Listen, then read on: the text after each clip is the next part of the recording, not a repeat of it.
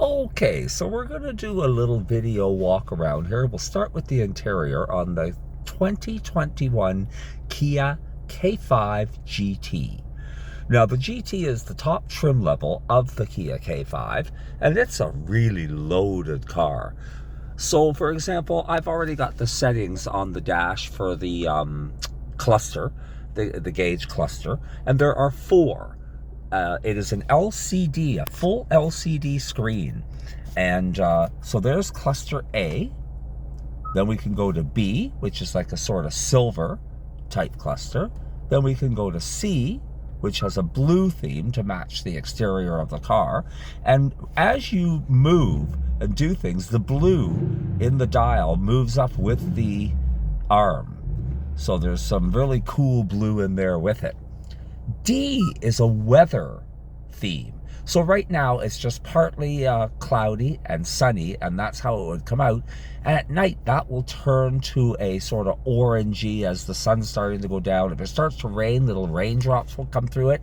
It is weather-based because the car has internet access and UVO. So yeah, everything is voice activated. So again, if I wanted to, for example, set my navigation. Please say a command. Home. The guidance will start now. So the guidance would start to where that I want to go. And my head-up display, it is flashing because of the light through the window. The head-up display is flashing, but it is not flashing. Like, it is perfect. But you've got the head-up display with the navigation directions are right in the head-up display. As well, your blind spot comes in there too. So when you are driving, if a car comes into your blind spot, it does light up in the mirror, in the corner of the mirror, but it also comes into your blind spot, a little car just in the left corner or the right corner of the head-up display showing that a car is coming into the blind spot. It's a split screen. A large split screen. So on the right screen, you can choose what you want. You can have a full larger navigation. You can have it on clock. You can have it on compass. All kinds of things. Weather. And right now I just have it on the phone. And I'm on Bluetooth audio right now. It does have Sirius XM as well.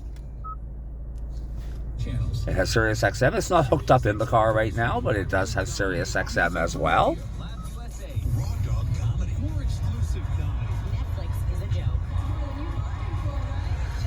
So those are all your features there.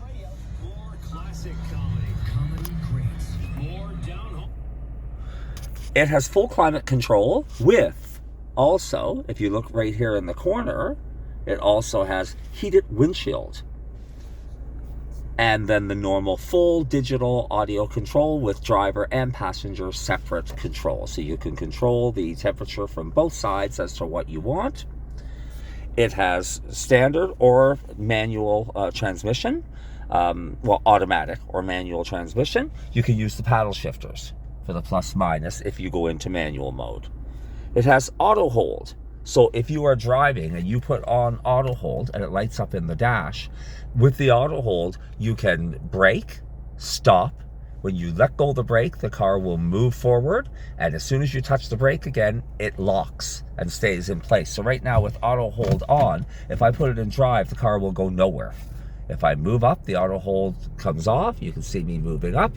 As soon as I stop and hit the brake, I'm back in auto hold. I can let go of the brake again, and the car will just stay right there. It's a really cool feature if you're in line at a car wash and you keep moving up. You're in line at the border trying to go across through customs, and there's a line of cars. You just keep moving up. You don't have to sit there with your foot on the brake, or a lot of people just keep putting it in park and then putting it in drive, putting it in park, and you don't have to. With the auto hold, it just holds and sits there. There are drive modes. So right now it's in normal. You can go from normal to sport. And in sport, everything changes. The suspension changes, and it becomes really, really very sporty. It is a car that has 290 horsepower and 311 feet of torque in a 4-cylinder, very fuel-efficient turbo. All kinds of cool things on the dash. Right now it's showing the torque, oil temp, and turbo. You can also go to the lane assist, where you also have the self-driving. If you turn on the self-driving, you see it light up there into the dash. So the car will then steer and stay in its lane on its own, but it will remind you if you let go the wheel more than, we'll say, 1 minute or a minute and a half, it will light up and just say please. And all you have to do is put your hand back on the, like, close to the wheel and have it sort of helping to guide the wheel. And yeah, but it will drive on its own and turn around curves and stay in its lane. And then you have your navigation can also be in there, but I have it in the head-up display, so you can have it there as well.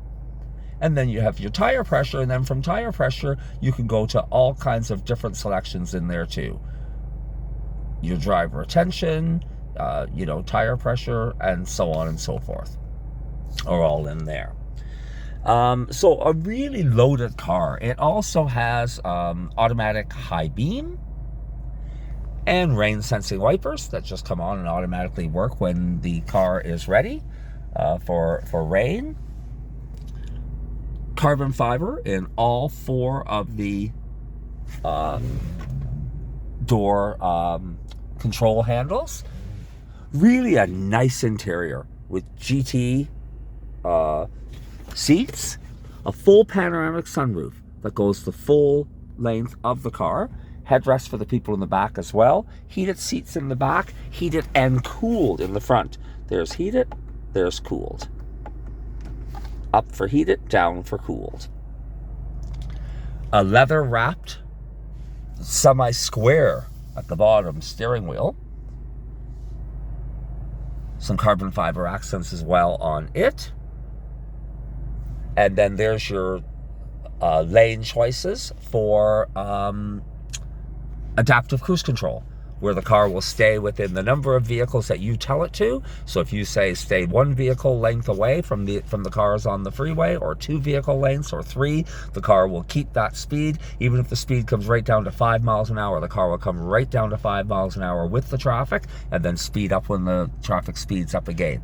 That, with the self-driving turned on, the car basically steers and it keeps its speed on its own.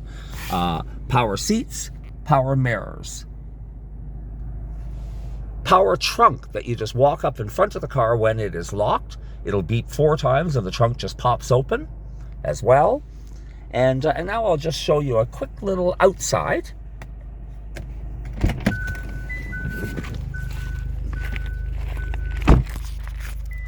Okay, so the car is really a beautiful, beautiful, beautiful clean car. Quad exhaust. The rims were an upgrade on this car. They are 20-inch. So 20-inch rims with specific GT brake calipers and the GT center caps. There's even little courtesy lights in underneath the door handle. So the courtesy lights come on in the dark when you walk up to the car and touch the door, or if you hit unlock, they light up. Beautiful front lighting and fog lamps in the front. Full panoramic sunroof. All carbon fiber trim. So all along and down the door panels, and all along, right around the hole wrapped around the back, and along the spoiler as well.